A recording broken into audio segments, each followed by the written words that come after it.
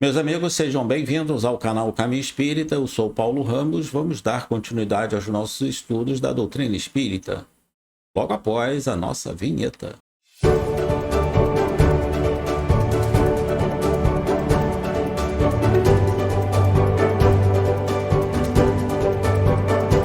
Hoje vamos estudar a lei de Deus. Está no Livro dos Espíritos, no conhecimento da lei natural. Aqui está o nosso livro. O Livro dos Espíritos, tradução de José Herculano Pires, editora ALAC. Eu considero a melhor tradução da codificação espírita. Kardec, na questão 621, pergunta o seguinte: onde está escrita a lei de Deus? Na consciência, responderam os espíritos. Então, essa lei está gravada no nosso íntimo, na nossa consciência, no nosso espírito, né? Nosso ser, né? Na questão 621A, pergunta Kardec: desde que o homem traz na consciência a lei de Deus, que necessidade tem de que lhe revelem? Os espíritos responderam: ele a tinha esquecido e desprezado. Deus quis que ela lhe fosse lembrada. 622. Deus outorgou a alguns homens a missão de revelar a sua lei? Sim, certamente, respondem os espíritos. Em todos os tempos houve homens que receberam essa missão. São espíritos superiores encarnados com o fim de fazer progredir a humanidade. Desde Moisés, lá com os profetas, nosso Mestre Jesus, e agora com a terceira revelação, com Kardec, com os espíritos superiores, na coordenação geral do nosso Mestre Jesus. Temos aí a terceira revelação. Então, em todos os tempos, vieram esses espíritos superiores para essa missão de revelar a lei de Deus.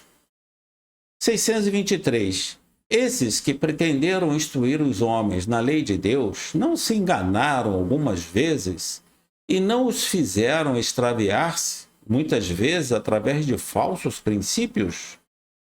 Responde os espíritos: os que não eram inspirados por Deus e que se atribuíram a si mesmos, por ambição, uma missão que não tinham certamente, os fizeram extraviar.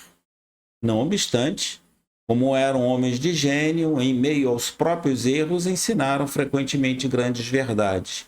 Então, nesses erros, eles trouxeram algumas verdades. Mas eles não tiveram essa missão, não foram inspirados pelo nosso Criador, por Deus. Na questão 624, aí eu gastei toda a tinta vermelha, né? Para dar bastante destaque a essa pergunta. Qual é o caráter do verdadeiro profeta? Como nós podemos reconhecer o verdadeiro profeta? Caráter significa conjunto de qualidades, boas ou mais, que distinguem uma pessoa. Os espíritos responderam: o verdadeiro profeta é o homem de bem, inspirado por Deus. Podemos reconhecê-lo por suas palavras e por suas ações. Deus não se serve da boca do mentiroso para ensinar a verdade. Meus amigos, essa afirmação apresentada pelos espíritos superiores é fabulosa. O verdadeiro profeta é um homem de bem, inspirado por Deus. Deus não se serve da boca do mentiroso para ensinar a verdade. Nós temos que guardar muito bem isso, para que não sejamos enganados por esses falsos profetas. Na questão 625, pergunta Kardec: qual o tipo mais perfeito que Deus ofereceu ao homem para lhe servir de guia e modelo? Vede Jesus. Olhamos, como modelo o nosso Mestre Jesus.